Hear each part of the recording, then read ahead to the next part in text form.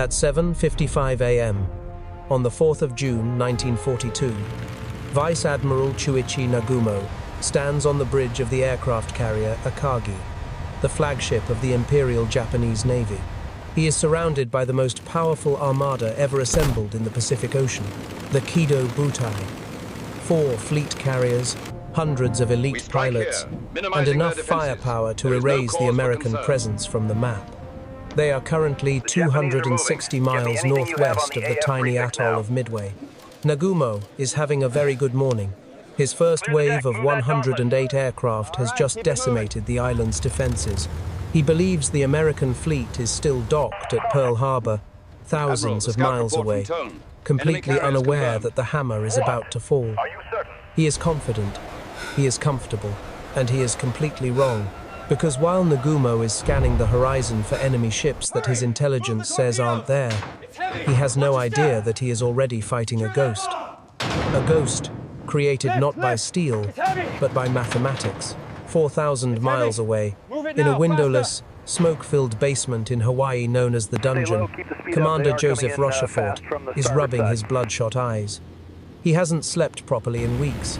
He leads Station Hypo, a team of codebreakers who fight with pencils and punch cards. Weeks ago, they intercepted Japanese radio traffic chattering about an attack on a target coded AF, Washington, D.C. Argued AF was the Aleutian Islands. Rochefort disagreed. To prove it, he had the base at Midway broadcast a fake message in clear text. Our freshwater distillation plant has failed. 2 days later, a Japanese message was intercepted. Target AF is low on water. The trap was confirmed. The ghost was real. Thanks to this digital sleight of hand, Admiral Chester Nimitz didn't keep his carriers in Pearl Harbor. He sent the Enterprise, the Hornet, and the Yorktown to a specific patch of ocean northeast of Midway dubbed Point Luck. They have been sitting there for 24 hours, running dark, waiting for Nagumo to show up. The ambushers have walked directly into a counter-ambush. At 8 a.m., the comfortable world of Admiral Nagumo begins to crack. A scout plane from the cruiser Tone, which had launched late due to a catapult malfunction, sends a terrifying message. 10 enemy surface ships sighted. Nagumo freezes. Ships? There shouldn't be ships. Are there carriers? The report doesn't say. Now, Nagumo faces a nightmare decision. A tactical dilemma that will be studied in war colleges for the next century. His flight decks are full of reserve aircraft armed with torpedoes to attack the American fleet if it showed up. But moments ago, he ordered them to be rearmed with high-explosive land bombs for a second strike on Midway Island. The hangars below are a chaotic anthill of mechanics, frantically swapping ordnance. 800-kilogram torpedoes and high-explosive bombs are piled on the hangar decks, not yet stowed in the magazines. It is a powder keg waiting for a match. If he launches now with land bombs, he can't hurt the American ships. If he waits to switch back to torpedoes, he leaves his carriers vulnerable for an hour. He hesitates. And in warfare, hesitation is death. While the Japanese admiral dithers, the Americans are already in the air. But it's not going well. It's a disaster. The American attack is uncoordinated, scattered, and flying piecemeal into a meat grinder. At 9:20 a.m., Torpedo Squadron 8 VT-8 from the USS Hornet finds the Japanese fleet. These are 15 TBD Devastator torpedo bombers. Devastator is a cruel joke of a name. These planes are obsolete, slow, and flying low and straight, the easiest target in the sky. They have no fighter cover, none. High above, the Japanese Combat Air Patrol, CAP, spots them. These are the legendary Mitsubishi A6M0s. Fast, agile, and flown by veterans with thousands of flight hours. They dive on the Americans like sharks smelling blood. The Zeros scream down from 10,000 feet, their 20mm cannons tearing the slow American bombers apart. One by one, the Devastators are smashed into the sea. Of the 15 planes in VT-8, all 15 are shot down. Only one pilot, Ensign George Gay, survives, bobbing in the water, watching his friends die. To the Japanese on the decks of the Akagi and Kaga, This looks like a turkey shoot. They are cheering. They have wiped out an entire American squadron without taking a scratch. The Zero pilots are intoxicated with their own superiority, but they have just made a fatal, physics-based error. To kill the low-flying torpedo bombers, the entire Japanese fighter cover has descended to sea level. They are swarming right above the waves, expending their ammunition and fuel, distracted by the easy kills. They have left the ceiling of the sky, the space above 15,000 feet, completely empty. The door to the roof has been left unlocked. At 10:20 a.m., the fatal 5 minutes begins. High above the clouds, at 19,000 feet, 2 squadrons of SBD Dauntless dive bombers arrive. They are led by Wade McCluskey from the Enterprise and Max Leslie from the Yorktown. They are running on fumes. McCluskey has disobeyed orders to return to base, gambling on a hunch to follow the wake of a Japanese destroyer he saw minutes earlier. That gamble pays off. Below them, through the breaks in the clouds, lies the entire Kido Butai. The Japanese carriers are huge, yellow-decked targets, steaming into the wind to launch their counterstrike. Their decks are packed with planes fueling up. The hoses are running. The bombs are unstacked. It is a floating gas station, sitting on top of a munitions dump. And because the Zeros are all down at sea level chasing torpedo bombers, there is no one to stop the Americans. No sirens, no warning. McCluskey tips his wing. Pushing over, he radios. The physics of a dive bomb attack are terrifying. The pilot pushes the stick forward, putting the plane into a near vertical 70-degree dive. Gravity takes the 5-ton aircraft and accelerates it to 240 knots. The rushing air is so loud it drowns out the engine. The pilot has to fight the G-forces, peering through a telescopic sight that is fogging up, aiming for a moving target, while the altimeter spins like a clock on fast forward. At 2,000 feet, he releases the payload, a 1,000-pound armor-piercing bomb, and pulls out with 5 Gs of force, struggling not to black out. At 10:22 a.m., the Kaga is the first to die. 4 bombs miss, but the 5th strikes dead center. It smashes through the flight deck and detonates inside the hangar. Remember those piled-up torpedoes and fuel lines Nagumo was worried about? They all go off at once. The explosion is so violent it blows the heavy elevator platform hundreds of feet into the air. The aviation fuel vapor ignites, turning the entire ship into a blast furnace. In seconds, the Kaga is no longer a warship. It is a burning coffin. Seconds later, 3 Dauntlesses form the Enterprise lineup on the flagship, the Akagi. The first bomb misses, hitting the water.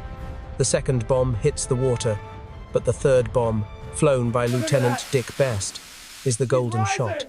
It pierces the flight deck near the midship elevator and explodes among the fully fueled torpedo planes waiting to take off. The chain reaction is instantaneous. The Akagi's rudder jams hard over. The pride of the Imperial Navy begins to circle aimlessly, vomiting black smoke, her internal organs consumed by fire. Further north, the Yorktown's bombers catch the Soryu. 3 hits, 3 minutes. The Soryu is gutted from bow to stern. In the span of 6 minutes, less time than it takes to boil an egg, the balance of power in the Pacific has shifted 180 degrees. 3 of Japan's 6 fleet carriers are burning wrecks. The invincible Kido Butai has been decapitated. But the fight isn't over.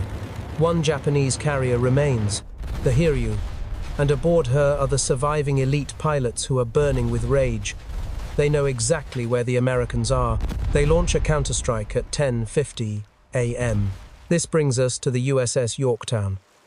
If the Japanese ships are eggshells armed with hammers, the American ships are floating damage control universities.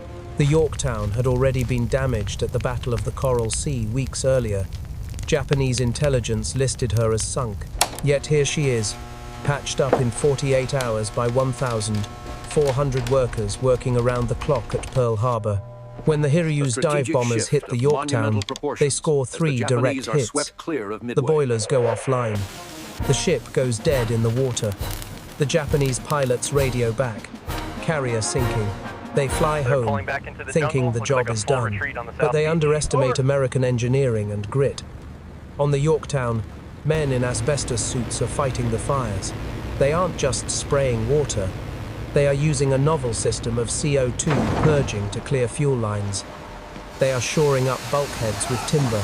In 1 hour, the sinking ship is steaming at 20 knots and launching aircraft. So when the second wave of Japanese torpedo planes from the Hiryu arrives 2 hours later, they are confused. They see a pristine carrier moving at speed. This must be a different ship, the leader thinks. They attack it. 2 torpedoes slam into the Yorktown's port side. The ship lists 23 degrees. The power dies again. This time, the order is given to abandon ship. The Yorktown has absorbed the fury meant for the entire fleet, acting as a sponge that soaked up the Japanese counterpunch. But while the Yorktown is dying, her scout planes have found the Hiryu. At 17 p.m., the sun is dipping low. The final act begins. 24 dauntless dive bombers from the Enterprise, including 10 refugees from the Yorktown, scream down on the Hiryu. There are no Zeros left to protect her. The Japanese CAP has been exhausted, their planes lost or out of ammo. The American bombs strike the Hiryu 4 times. The explosions are so powerful, the forward elevator is thrown back against the bridge, trapping the command crew inside. As night falls over the Pacific, the score is settled.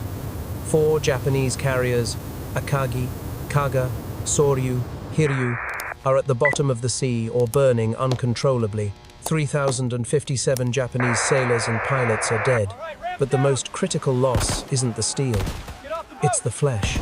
The mechanics, the deck crews, and the veteran pilots who trained for a decade, they are gone. Japan can build new ships, but they cannot build new experts. The brain drain is catastrophic. On the American side, the Yorktown is lost. She will sink later from a submarine attack, along with the destroyer Hammond. 307 Americans have died, but the strategic victory is absolute. In the bunker back at Pearl Harbor, Commander Rochefort hears the reports coming in. The AF trick worked better than his wildest Your work dreams. has given us the advantage we needed, Commander. The intelligence Well done. war didn't just support the battle, it was the battle. Without that decryption, the US fleet would have been caught in the open sea or destroyed in port. Instead, they caught the samurai with his sword still in the scabbard. The Battle of Midway wasn't just a victory, it was a pivot point in history. Before 10:22 a.m., on the 4th of June 1942, the Japanese Empire was expanding. After 10:30 a.m., it began to contract. They lost the initiative. And for the next 3 years, they would never attack a strategic American stronghold again. They would only retreat, island by bloody island, until the end. The destruction of the Kido Butai proved that in modern warfare, the most dangerous weapon isn't the biggest ship or the fastest plane. It's information. It's knowing where your enemy is when he thinks he's invisible. And it's the ability to turn a 5-minute window of opportunity into a decisive, history-altering hammer blow. So, what do you think? Was the victory at Midway purely down to the genius of the codebreakers, or was it the incredible luck of the dive bombers arriving at the exact moment the Zeros were at sea level? Let me know in the comments below. Smash that like button if you love hearing how the underdog wins with better intel and braver pilots. Subscribe for more deep dives into the turning points of history.